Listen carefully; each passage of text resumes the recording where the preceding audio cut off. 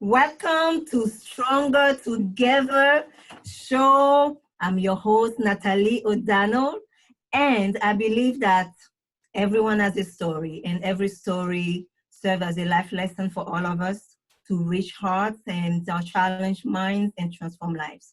So our journey to connect and be inspired and be empowered and become stronger together start now with my lovely ladies. Welcome, welcome. Thank you, ladies. Thank you. So glad to have you here. And so I'm gonna ask Gina, can you tell our audience a little bit about yourself and welcome? Okay. Well, hello, everyone.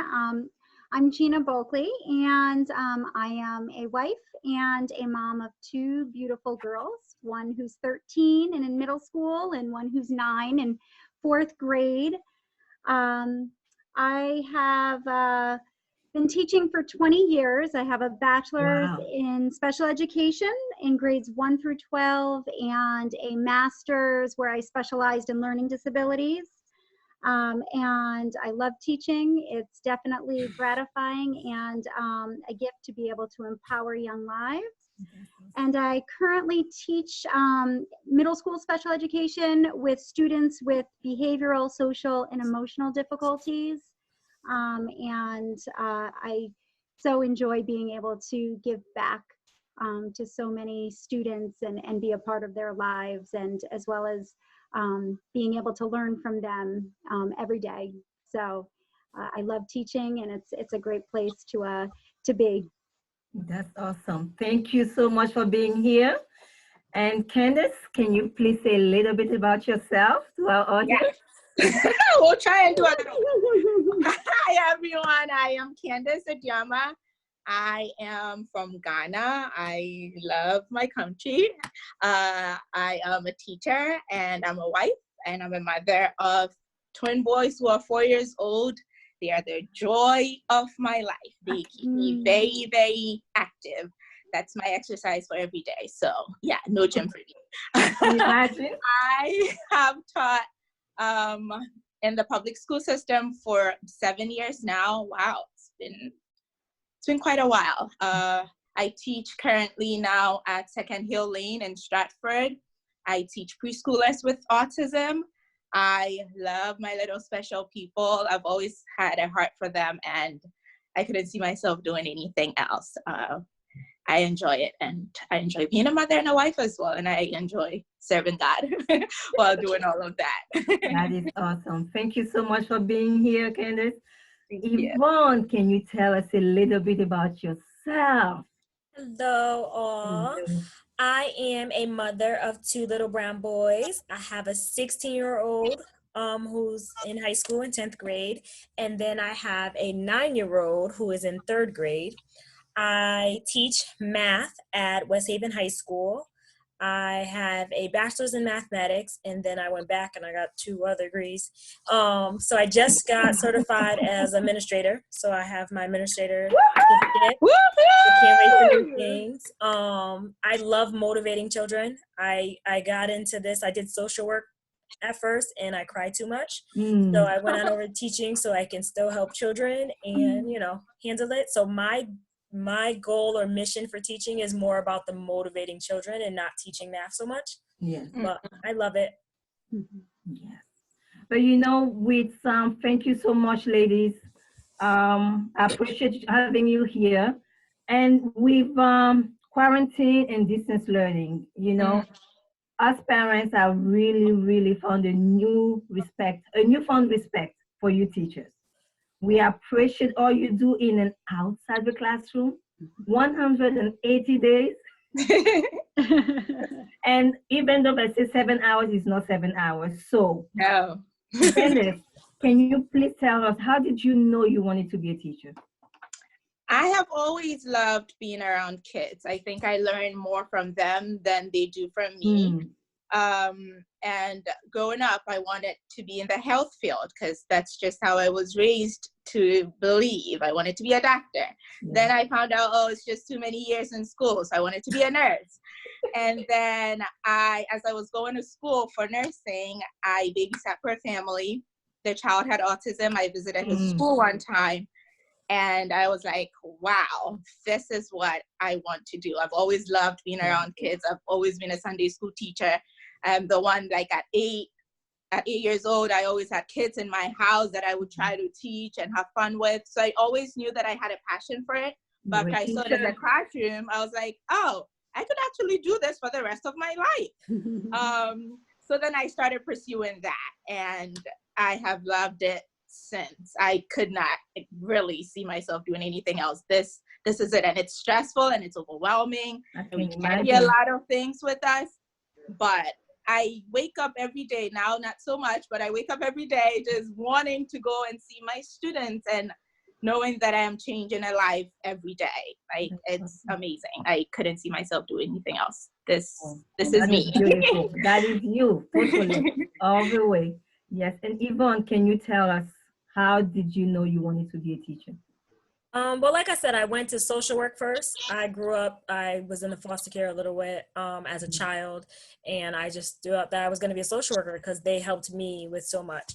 My very first case was traumatic, and I cried all night, and I was like, nope, can't do this. So when I went back to school, I really didn't know what I wanted to do. I always wanted to give back in, helping the youth, but not there wasn't much direction. It was a professor at school that were like, you should be a math teacher. You're good at it. And I was like, why not? That's kind of how that went. Another teacher, you see, another teacher. And I really didn't, I didn't plan to be a math teacher. I don't even think my love is for math. My love is definitely for children. And I just happen to be good at math. I see it in a different way. My mind processes it differently. So I'm able to help children that way. I also was a struggling learner in high school. So I think that gives me a little bit more with the children. Because I have more patience. The kids are always like, Miss, why can't everyone just do it like this? And I'm like, I think I have a little bit more patience. So I think that helps me being a struggling learner to get to the struggling learners a little bit more. And then being again, I was in a foster care, so I was a little bit of a delinquent. So it helps me help children. I cannot imagine. So it helps me help children in a different angle, but I love it. I was born for this. I had no idea I wanted to do administration until I got into it. And 2 kids changed my life right away. I wanted to help them and I couldn't. I was fighting for them and I couldn't do anything. It frustrated me not to be able to make change the way I needed to. So I went back to school and now I'm ready to, storm education. Yes. Excited for that. And talking about that, you talk about 2 children kind of change your life for that. So I just wanted to put it out there. What's one pivotal moment in your teaching journey that made you realize that really I'm in the right place? And if I can only change one child's life. So we're gonna, Yvonne, since you touched on that, can you please tell us, not in detail, but just kind of show us or tell us a little bit about that. It was actually my very first year. Her name was Jasha. I will never forget her.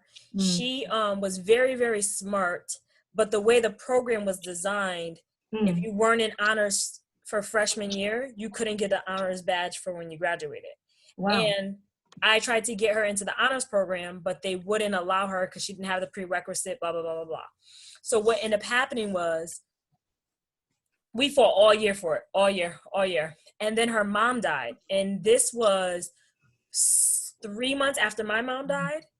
So I felt as if, our paths were meant, like my journey was meant to help her journey. And because of that, I took that on. And we went all the way to the Board of Education. And we got her approved for those 2 classes. Look at that. Look at that. She got her honors badge. And, it made me like, you know what? This is what I'm made for. Because this is one child who she had a pathway, but there was no one around to help push her for that pathway. And if not, she wouldn't have been able to do that extra little bit. And it's not that big of a deal, but it is, it got her the scholarship she needed for college. Her mom. That is awesome. So it was amazing to be able to help her. And that pushed me. And I was like, yeah, administration is where I gotta go. Because, Awesome. you know, I need to be able to help those children where people can't see that one child does matter. Yes, it does. It does. So Gina, can you tell us also one moment in your teaching career that helped? So yes, I think it was, I taught for a Christian school for 3 years prior to going into special ed. And that was kind of what I was launched into in education in my younger years. And then after 3 years of doing that, I went into the program that I'm in now that works with students with disabilities, with social, emotional, and behavioral. And so when I got the job, I hadn't had any experience in it, and I actually accepted a job in the high school portion of our program. So I was with all these like 11th and 12th grade boys who had some serious stuff going on, and with no experience, kind of launching into that. And as I began to work in that program with some of these, these students, I had really realized that this wasn't a job. This wasn't, it wasn't what I expected to be doing. Yes. And continued to do it for a number of years. But in that moment of those, first few days of working there, I realized this was a calling. This was a ministry. It wasn't Definitely. a job where I was going in day out. It was to touch lives and to listen. And part of my position, even as a middle school teacher, is I have to do a lot of listening and a lot of intervention, socially and emotionally. And I think having those two, which are my two loves with social work, even though I didn't go for social work, and teaching special education, it just, the combination of those two, I guess I get to do the best of both worlds that I feel like that is for me. And being able to touch the lives around me. And so it's definitely, I think a pivotal moment was in those first few days of teaching high school, that it was definitely a calling in a ministry. That's beautiful. I'm glad that you listen. You listen. That's awesome. So Candace, what about you? That one moment? Yeah, I have had a few kids that have touched, I think every kid that I work with touched my life in different ways, but there was one that has stayed with me since, and it was in my first year. It was a child in foster care. He had a brother that was also disabled, so they didn't want to separate them, and it was hard for them to find a family for them. They found a family, but it was only Spanish speaking, and they didn't know any English, any Spanish, but that was the only family that would take both of them. So she was in a home where she didn't really understand the language there. And then she went to school and she had emotional difficulties and could not really regulate herself. So I was her para for a long time, and she would bite and spit. And she was just that kid that no one really wanted to be with. I remember my first instance with her, she spat on me. She was like, "Here, Candace." I'm like, great, we're gonna have fun. And for a long time, I was just like praying to just, how do I help this child? Because I understood that there was a lot going on and she just didn't have the language to express herself. I remember one time she had a really hard time, and most of the time when she has a hard time, she would throw in me. She was only 4 years old, but she would throw toys, she would try to hurt everyone, she pulls hair. Was letting you know something. Yeah, I remember her having a really rough time, and they said to evacuate the room and we're gonna call security to come because we couldn't hold her down. I said, it's okay. And then I looked at her and I said, I know, I hear you, I'm here. And then she just broke down and hugged me, and we both sat down there, probably cried for like 5 good minutes. It felt like more, but it wasn't that long. You're about to make me cry. Here I go. Yes, I know. I'm like, I cried for so long. This baby is only 4. He's only 4 years old. And in that moment, it's like something just switched. And we had that connection right there. And wow. For the rest of the school year, I think I started working with her in September. This happened probably somewhere in December. I knew we were going on the Christmas break. She came back, she used to call me mama. And we never had that outburst. Like, she still would get mad at things, but we never had that outburst where we had to evacuate the room ever again, because she just, in that moment, she could just connect and know that, okay, this person cares about me. I can trust this person with my emotions. And just that connection made me learn so much, that more than the academics and more than them knowing whatever it is that they have to complete for curriculum and all of that, once I build that trusting and loving connection with them, I mean, she would listen to me for everything. I was like, where was this lie when I started? Like, she just, after she trusted me, she would do anything that I asked her to do. And she did amazing. Started talking in full sentences. She was using her words rather than spitting and pulling hair. And so I learned that, and I've used that in my years now, knowing that I first have to build that trust and relationship with kids. And then feel safe. From that, exactly. Once we have that foundation, we can build on learning and just getting to know them on different levels. But Nalaya still continues to be on my heart, and she made me believe that I can do this, because the spinning and the pulling hair, and with my in spite of it all, it was not easy. But once we got there, it was just fun. And she would do my hair, so it was good. Look, I want to be in each of your classes, like all of you ladies, because there's a very common denominator here as far as just not only a calling, but also seeing the children, because they say children don't care to know what you have to say until they know that you really, really care, and you exemplify all of that. And it goes also for our children or anybody else that to build that relationship, you have to see people. And so my next question, because we are in this wonderful motherhood journey, happy belated Mother's Day, by the way. Thank you. Thank you. And we all moms. You are also teachers, and we are in distance learning, where you have your students and you have your children at home. And that comes with challenges, because now you have to bring both worlds together in a sense of harmony that it is not easy, it takes work. So what challenges have you faced, and how have you overcome them? So we're gonna go with Gina. So some of the challenges, I think, is definitely trying to be mom and teacher throughout the day. And I'm very grateful that I have two girls who are very independent with their work, besides questions here and there. That helps. Which helps, absolutely. They're not really little. But I think the challenge is being there for even my own children, because my job is so demanding, and I could be on, like today, 5 meets, Google meeting classes, trying to plan, trying to correct, trying to make sure my kids are doing what they need to be doing in Google Classroom, and making sure that my kids are taken care of and that they're getting their needs met and the support. So I think for me, the challenge has been making sure that I'm intentional about the time that I'm giving my kids. And this is a season. This isn't forever. This too shall pass. This too shall pass. Praise God.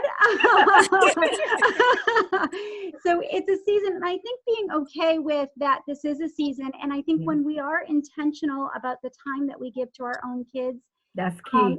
In the moments that we need to, I think they realize that the busyness of mom being a teacher in and of itself, they are okay with, because there are other moments where I'm getting it in and being intentional and speaking to them in love and encouraging them and helping them. Yes. So I think the biggest struggle is trying to navigate both platforms on a consistent basis. Yes, that balance. And make sure that you're like, well, have you had lunch yet? I even did that today. I was like, did you eat lunch, Shiloh? Good, but even yourself, making sure you have eaten breakfast and lunch. I could take a protein bar, but I'm like my 9-year-old who finished her work, and I'm like, did you eat?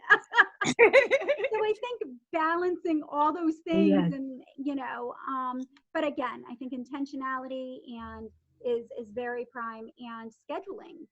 That's good. Yes. Something that we've done in our house is Yes. putting people on a schedule, myself on a schedule, I my believe it. children on a schedule. I believe in that. Yeah. Yes, I believe in that. That's good. Being intentional and having a schedule. Yes. I'm taking notes. Okay, Yvonne. Yvonne, what about you? Having For me, so luckily my teenager has always, their school was predominantly online anyway. Even when he was going into class, they okay. were online based school, so most of his work wasn't transitioning for him, so that was a good thing. Getting him on a proper schedule, still have not conquered that. I quit. You pick and choose your battles. I did, and my battle was, you keep A's and B's, I'll leave you alone. So there you go. There you my go. 9-year-old, when we first started this distant learning, I do Monday and Wednesday, I go live. So I don't just do I'm doing live notes with interactive, because I, have high schoolers, and I felt like them being able to ask me questions right, at that moment, instead of me sending a video and trying to text. Yes. So that hour on Monday and Wednesday was very tough, because my 9-year-old, he's used to attention. He's not a to yourself kind of kid. He's definitely a people person. And because I'm a person, then he needs my attention as well. So like he would, his finger hurt, or, can I just watch real quick? Never a moment where I had a video where there was no. Luckily, like the ladies have said, I've built with my kids. That was the advantage, I guess, of this happening at the end of the year. All my high schoolers, my personality, they know who I am, and they know I'm a mom first. I would tell them, like, don't hand in your work on a Saturday online, because I'm not doing it. I'm a mom on Saturday. So they know my kids come first. So they would be like, it's okay, miss. We'll wait a minute. So I don't think I had that kind of aggravation. However, if my son had a bad day, then I had to shut my classroom down. I had to tell my for you. Yeah. So again, thankfully, I have high schoolers, so I can say, guys, I can't answer any more questions today. Tomorrow I won't give the assignment. We'll resume this. Because if my son's having an emotional day, which he is an emotional driven kid, I have to stop, because he is first. His mental health is first. And because this was extended, the first 2 weeks were good. Now though, every day is a little struggle. Every day, waking up it's again. wearing us out. Yes. It is. To go on the computer again. And my school is done next Friday. So he's like, why is mine not done next Friday? I'm like, baby, I want to work in your school. So it's a little bit, because we're doing high school. So we're done with classes next Friday, and then we're doing finals. I don't understand why we're doing finals. Don't ask me these questions. But because of that, my son is having a struggle now. His struggle is going to be like, well, you don't have to go to school. Why do I have to go to school? So, it is definitely becoming harder as the weeks go by. And I'm thankful that we're coming to an end. That's good. Yes. So Candace, can you tell us how you are? Oh my challenge. But Lord, help me. Yes. Can I just sing? No, but what I'm taking from Yvonne is that being able to prioritize, and that's really key, because you have to know and set some boundaries. And the other thing that I take is that choosing your battles, because you can't do all things. I mean, especially when you bring work home and your children see you. So Candace, having 4-year-old amazing twins, active, full of life and energy. I have no problems at all. Everything is going so well.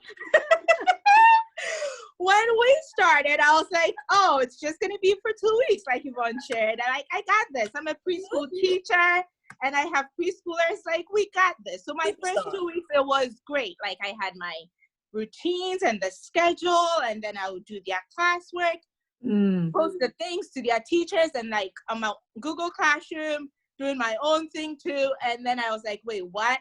I didn't have a break. I was working 24 hours, I want to say. Wow. Now, my kids don't see me as their teacher, so they wouldn't really listen to things that they had to do from their school. I'll be like, okay, now we're going to read this story, and then I'm asking them all these questions so that they can answer, and I can record it and send to their teachers, and they're like, no, you're mommy. You're not my teacher. Anytime I pick a book, and I read with them all the time, but this time because I wanted to create kind of like a classroom thing Yes. for them to understand that this is your classroom now. They're like, why should we sit crisscross applesauce? No. So I thought I was just doing too much because I wanted to be like, this is teacher mode, Candace, and this is mom mode. No, I can't keep up with it, and it was not working. Not for them. Not for 4-year-old. I have a 5-year-old. It doesn't work. I'm like, I'm just gonna take one day at a time because I realized that I was getting very frustrated all the time. I would snap at my husband, my mom would get it, the kids would get it, everyone would get it. I think the only person that I was nice with were the parents in my class because I knew I had to be professional and keep my job. So they would frustrate me with their questions, but I'll just breathe in and be professional about it. But I knew I wasn't being my best self to anyone because I was just snapping a lot because I was just doing way too much. Yeah. So now I just take it one day at a time. We still keep the it. schedule. I love that. It helps my kids at home. They know that, okay, first we eat breakfast and then we do this. That just keeps them structured. We play a lot because it's preschool. Yeah. We play a lot at home. And I've told myself that that is okay. They are learning as they're playing. So and they learn more. Children learn more. Hands-on. Hands-on. That age group they do. So once in a while we'll do like art. That's like the hardest for them because they like to do everything and put everything everywhere. I'm like, you are not about to repaint this house. Hall of Fame. The whole wall of paint. We have it in our hallway. Well, my classroom, my kids are nonverbal. Most of them, I should say, are nonverbal. So it's the parents that have to like almost take on the role as teachers at home, as we're all doing, and make sure that the kids do it. And like, I have struggles with my typical kids, so I can only imagine how they feel. So when I talk to them, I've seen myself now become more of a social worker therapist to them, just calming them down, letting them know that whatever they can do in the day is okay. As much as I have to follow protocol and then give them assignments based on their IEP goals, it's really, I told them, I said, I don't even care if they're able to do it or not. Like, again, I am more about their social, emotional well-being. I don't care if they can match A, B, and C if they're not well. And so just make sure they are okay. If they want to stay outside and jump the whole time, and that's what's going to keep them okay, guess what? Do that. That's good. They've done better doing what they can do, and then they come back and they're tired and they might sleep sometimes. But hey, make it fun. If they want to match letters today, let them do it. If they don't want to do it, that's okay.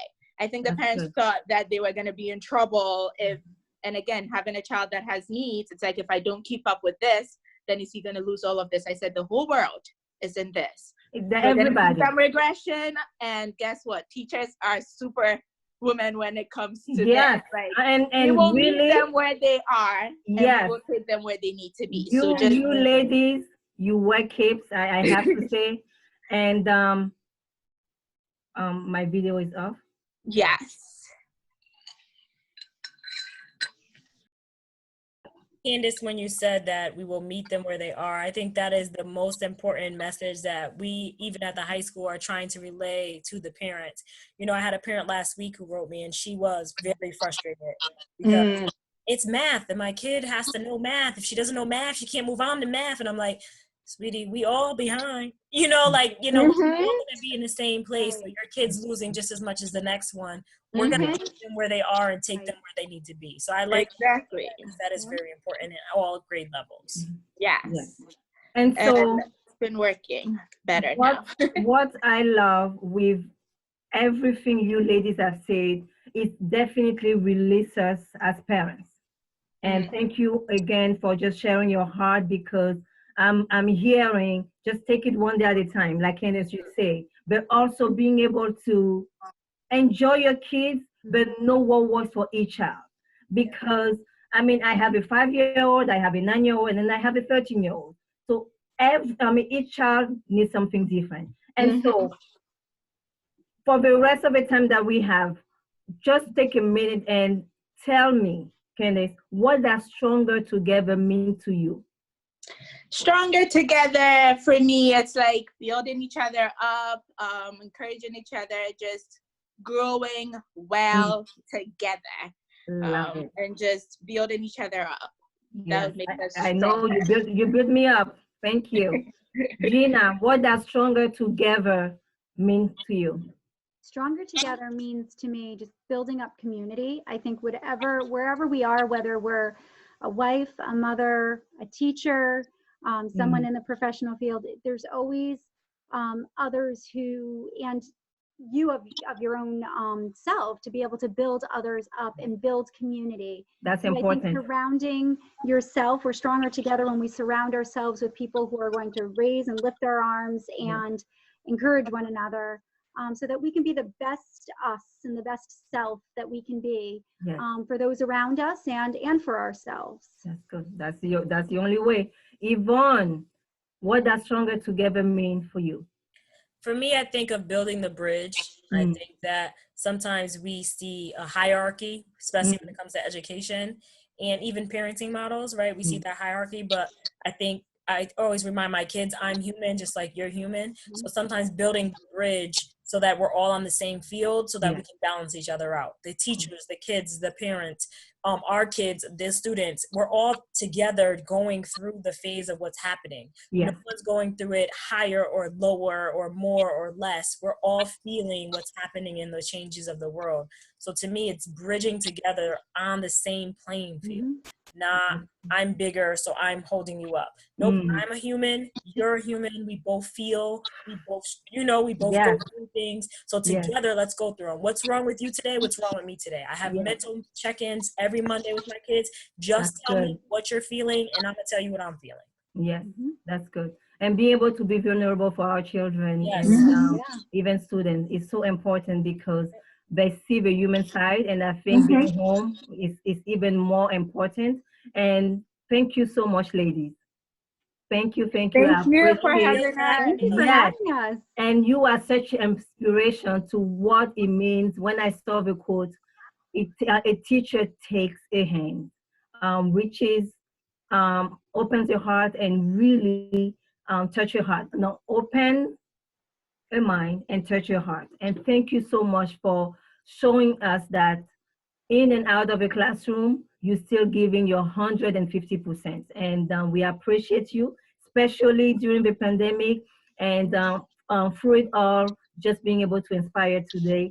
And to my audience, be sure to tune in every Tuesday to be inspired and to be empowered like tonight with stories of every day, how we overcome, how we live, how we become stronger together.